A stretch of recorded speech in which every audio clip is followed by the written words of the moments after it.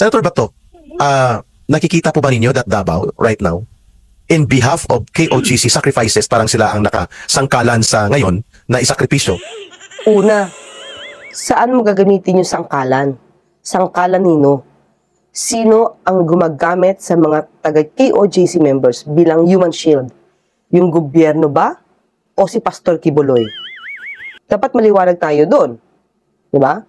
Kasi ngayon, pinapalabas ninyo na ang ginagamit ninyo, itong mga KOJC members, ang kaso ni Pastor Kibuloy, ginagamit na daan ng gobyerno para matugis ang mga Duterte at mga kaalyado nito. Yun yung gustong palitawan dito sa tanong ni Eric Celis. Na para bang, ginagamit nyo lang ang kaso ni Pastor Kibuloy, ang mga tao sa KOJC, para talagang ang target ninyo ay ang mga Duterte. Anong ibig sabihin nito? Pamumulitika na naman? Na ang pagtugis kay Pastor Kibuloy dahil may warrant of arrest siya na inisyo ng korte ay pamumulitika lamang? Bakit laging doon nadadala yung issue? Samantalang may maliwanag tayo rito kinakaharap. Isang pastor hindi sumusuko kahit may warrant of arrest na. Bakit hindi kaya iyon ang pag-usapan ninyo? Tinadivert nyo ba ang issue para maipakita sa tao na ang gobyerno ang marahas? Na gobyerno ang umaabuso sa kapangyarihan? Nakikita po ba ninyo that Davao right now, in behalf of KOGC sacrifices, parang sila ang nakasangkalan sa ngayon na isakripisyo, is going towards a police state, quote-unquote, control, limited but perpetrated targets against the Duterte and other political opponents na mga Marcos at Romualdez, at nagagamit ang police to perpetrate, specifically ang PNP, with the likes of General Torre na willing to violate the law and become above the law, at akala niya mga otoridad na willing to violate the law, na kinukonsider nila na above the law sila. Teka lang, una balikan natin. Sino nga ba ang unang nag-violate ng batas? Sabihin na natin walang kasalanan. Sabi niyo walang kasalanan si Pastor. Okay, kailangan pang patunayan ng mga umuusig kay Pastor Kibuloy na ito si Pastor ay talagang may sala. Pero ngayon, ito may kaso na. Kaya doon talaga sa korte magkakaroon ng usapin ito. Pero, itong ginagawa niyang hindi pagsuko, kahit na may warrant of arrest, hindi ba pinapakita ni Pastor na siya yung above the law? Na kahit itong mga senador at dating Pangulong Duterte, pati na yung VP, ay hindi siya ni-encourage na sumuko. Sino ba nagpapakita na above the law rito? At akala niya walang day of reckoning, sabi mo nga, na mangyayari sa kanila. Are you not worried that Davao right now is a laboratory of a worse type martial law, pero hindi dinideklara, subalit ginagawa at nilalapastangan na ang mamamayan ng Davao, hindi lang ang KOGC, pati mga official sa Davao? Senator Bato. Kasi naman, sabi nga natin, hindi naman magkakaroon ng ganyan. Kung halimbawang sinusunod lang ni Pastor Kibuloy yung batas, sinusunod lang ng KOJC members yung batas. I'm very much worried kay Eric, no? Dahil everywhere you go, ma-actual man dito sa downtown o dito sa lugar ng Davao at lalo-lalo na sa social media, mamarinig mo yung mga hinaing ng mga Davawinyo. Nandiyan na kasi yung warrant of arrest. Senator Bato, alam mo naman yan. Dati ka naging police, chief pa man din. Kung may warrant of arrest na inisyo ang korte, anong gagawin mo? Hahayaan mo ba na yung tinutugis ng batas, hindi sumuko? Yun lang ang tanong natin dyan. Dati kang naging police, alam mo ang ginagawa ng mga police kapag nagsiserve ng warrant of arrest. Alam mo rin ang ginagawa ng mga police kapag yung taong hinuhuli ay hindi sumusuko at nagtatago. Alam niyo yan. Buti nga ito nakikita natin siniserve yung warrant of arrest. Samantalang yung panahon ni dating Pangulong Duterte, yung ibang ayaw sumuko, tokhang ang abot. May baril malapit sa kamay, timbuang agad. Yung kanilang reklamo ay napakasakit pakinggan, yung kanilang mga reklamo. Para bang tila ba lumalabas na kaming mga leaders dito sa Davao ay gano'n na lang ka-inutil, hindi mo lang namin marespondihan yung mga pangangailangan ng ating mga kababayan. Uy, Senator Bato, talagang lumalabas na INUTIL kayo. Bakit? Ang tagal nang pinaghahanap nitong amo ninyo. Itong kaibigan ninyo si Pastor Kibuloy. May ginawa ba kayo? Tanong lang. Di ba dapat ikaw pa nga ang tumutulong sa paghahanap dyan bilang isang public servant? Eh bakit ngayon ang lumalabas, PNP na may kasalanan? Samantalang yung mali nung kaibigan ninyo si Pastor, hindi nyo nakikita. Tanong ko lang, Senator Bato, lahat ba ng may warrant of arrest na pinaniniwala ang hindi guilty, eh dapat magtago? Oh, itong ginagawa ngayon kila Alice Guo, doon nahuli. Sa Indonesia. Dapat ba hindi rin hulihin? Katulad ng ginagawa ninyo ngayong pagtatanggol kay Pastor Kibuloy? O bakit si Pastor Kibuloy lang ang pinagtatanggol ninyo at KOJC members? O nahuli yung kapatid ni Alice Guo. Nahuli si Cassandra Leong.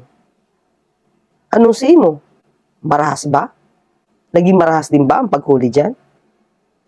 O di dapat binatikos mo rin yung gobyerno ng Indonesia na dapat hindi sinuko. Bakit merong special treatment pag si Pastor Kibuloy? Dahil nga meron tayong mga ahensya ng gobyerno na willing to violate the law just for whatever reasons. Kaya ako nasasaktan talaga. Nasasaktan ako. Ikaw na isang public servant, noon at ngayon, di ka nag-violate ng batas?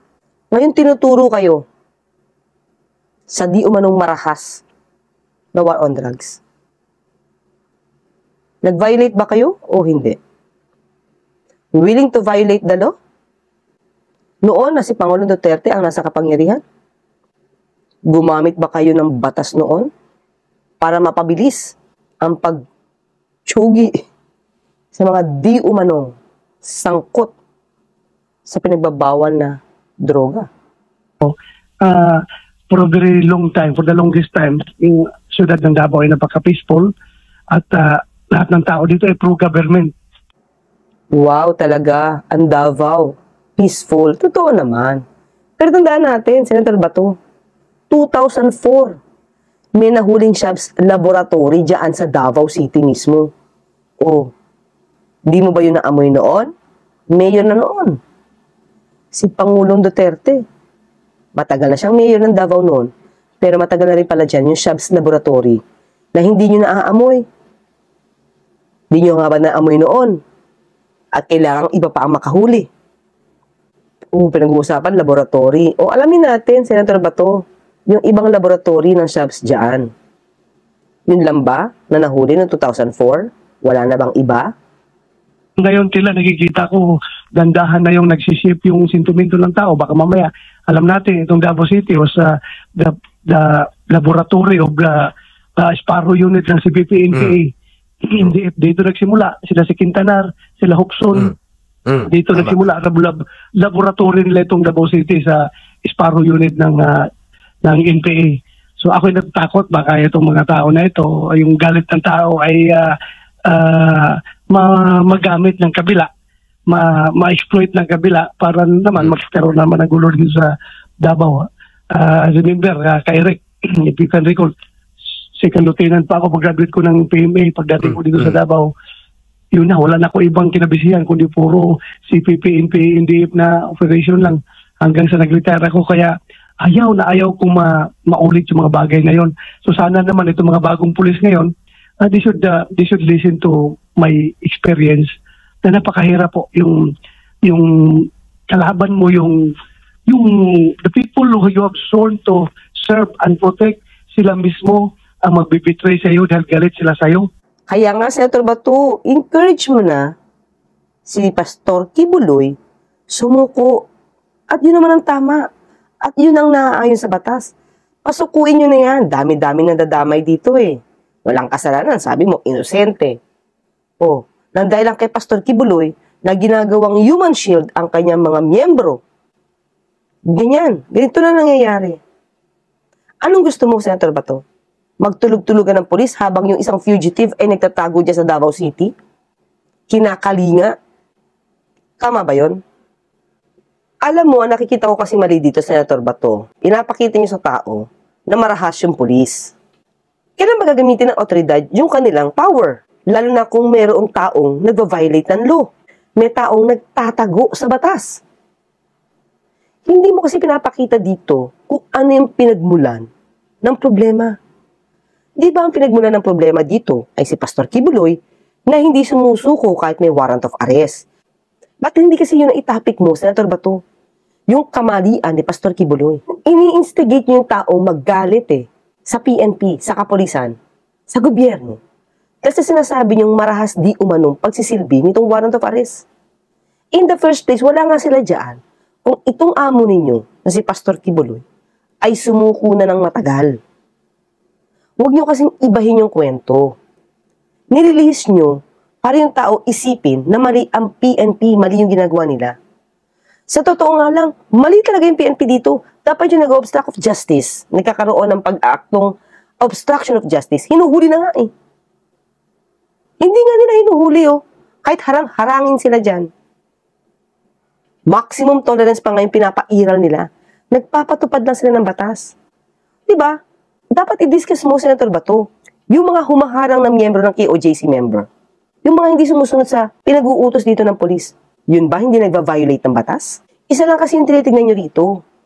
Dapat hindi hanapin si Pastor Kibuloy dyan sa KOJC compound. Anong gagawin ng mga polis? Tutulog-tulog?